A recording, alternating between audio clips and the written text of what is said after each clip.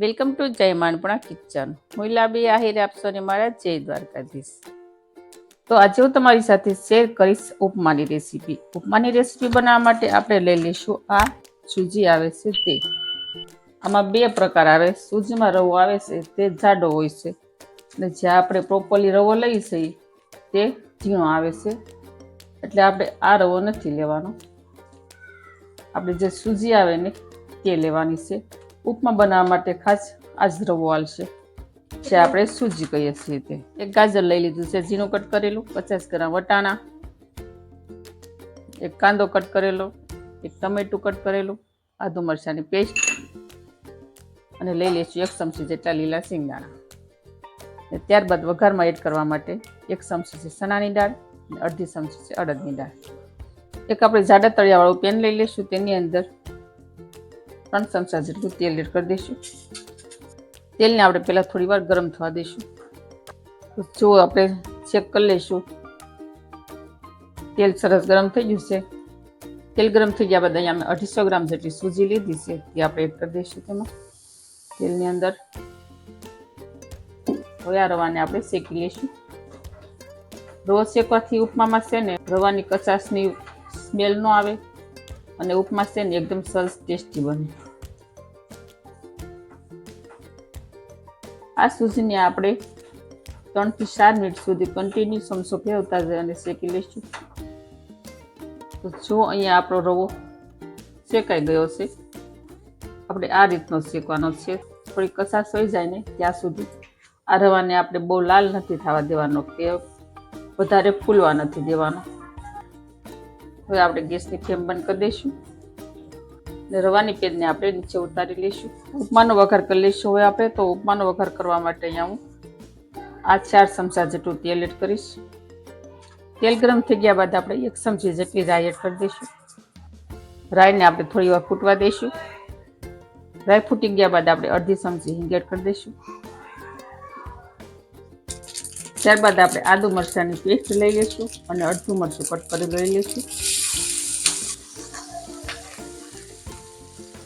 ત્યારબાદ અહીંયા મેં લીધી છે ચમચી ચણાની દાળ અને અડધી ચમચી છે અડદની દાળ એડ કરી દઈશું. તેનાથી પણ બહુ સરસ ટેસ્ટ આવે છે. અને અહીંયા મેં કઢી પત્તા થોડા લઈ લીધા છે. કઢી પત્તા આપણે થોડી વાર રહીને નાખવાના એટલે કઢી પત્તા છે જે લાલ ન થઈ જાય. ત્યારબાદ એડ કરી દઈશું લીલા વટાણા, ડુંગળી છે એડ કરી દઈશું, કટ કરેલા ટમેટા એડ કરી દઈશું. ત્યારબાદ અહીંયા મેં લીલા સિંગદાણા લીધા છે એડ કરી દઈશું. ગાજર કટ કરેલું છે એડ કરી દઈશું. બધા વેજીટેબલને સરસ રીતે મિક્સ કરી દઈશું. હવે આપણે સ્વાદ પ્રમાણે મીઠું એડ કરી દઈશું. મીઠું અહીંયા મેં 1 ચમચી લીધું છે. ફરીથી મિક્સ કરી દઈશું. હવે આ વેજીટેબલને આપણે ઢાંકણ ઢાંકી અને 2 થી 3 મિનિટ સુધી ગળવા માટે રાખી દઈશું. તો હવે આપણે ઢાંકણ ખોલી અને જોઈ લઈશું. અહીંયા આપણા વેજીટેબલ સરસ ગળી ગયા છે. વેજીટેબલની અંદર આપણે જે રવો શેક્યો હતો એડ કરી દઈશું. રવો એડ કર્યા બાદ આપણે ફરીથી સરસ રીતે મિક્સ કરી દેવાનું છે. આમાં હળદર છે ને તે એકદમ ઓપ્શનલ છે. તમારે જો યુઝ કર્યું હોય તો તમે કરી શકો છો, પણ ઉપમા છે ને તે એકદમ વ્હાઇટ કલરના સરસ લાગે એટલે હવે તો વ્હાઇટ કલરમાં જ બનાવીએ છીએ. હવે આ ઉપમાની અંદર છે ને આપણે પાણીનો યુઝ બિલકુલ નથી કરવાનો. આમાં છાશનો યુઝ કરવાનો છે. તમે એકવાર છાશ યુઝ કરી અને જોજો, બહુ સરસ એકદમ ટેસ્ટી બનશે. સૂજી પરવાળી વસ્તુ પાણી અથવા છાશ ગમે તે એક ચપ વધારે કરે છે. તો અહીંયા મેં છાશ 1 ગ્લાસ જેટલી લીધી છે. હવે આપણે ગેસની ફ્લેમ મીડિયમ રાખી અને કન્ટિન્યુ ચમચો ફેરવતા જઈશું. અને ઉપમા છે તે સરસ સેટ થઈ જાય એ રીતે આપણે ઉપમાને કૂક કરી લેવાના છે. જો કેટલા મસ્ત ટેસ્ટી એકદમ વેજીટેબલ દેખાય છે. જોતા જ ખાવાનું મન થઈ જાય તેવા બન્યા છે ને. ઘણા લોકો ઉપમામાં પાણીનો યુઝ કરતા હોય છે, પણ જો છાશનો યુઝ કરવાથી ઉપમાનો ટેસ્ટ જ એકદમ બદલાઈ જાય છે અને તેનો ટેસ્ટ ખાવામાં પણ બમણો થઈ જાય છે. તો ઘટ થવા લાગ્યું છે. હવે આપણે કન્ટિન્યુ ચમચો ફેરવી લઈશું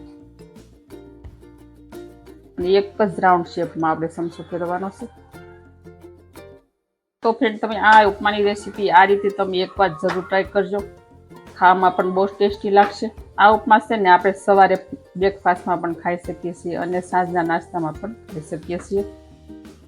ને આ રેસીપી તમને કેવી લાગી ને તે મને કમેન્ટ કરીને જરૂર કહેજો. ને લાઈક કરવાનું તો બિલકુલ ન ભૂલતા. તમારી વિડીયામાં એક લાઈક છે ને અમારું મનોબળ વધારે છે અને આગળ અમને વિડીયા બનાવવાની પ્રેરણા આપે છે. તો તમે એક લાઈક ચોક્કસથી કરજો. એમાં કોઈ સાસ નથી. અને તમે હજી સુધી સબસ્ક્રાઈબ ન કરી હોય તો પ્લીઝ જય માનપૂર્ણા કિચનને સબસ્ક્રાઈબ પણ જલ્દીથી કરી દેજો. તો જો અહીંયા આપણા ઉપમા છે તે એકદમ સરસ રીતે સેટ થઈ જશે.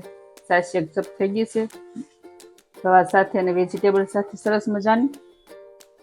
હવે આપણે આ સ્ટેજ ઉપર ગેસની આંચ બંધ કરી દઈશું અને પેનને આપણે નીચે ઉતારી લઈશું.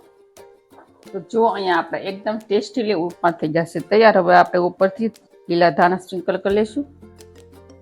તો જુઓ બન્યા છે ને મસ્ત મજાના, જોતા જ ખાવાનું મન થઈ જાય તેવા ઉપમા.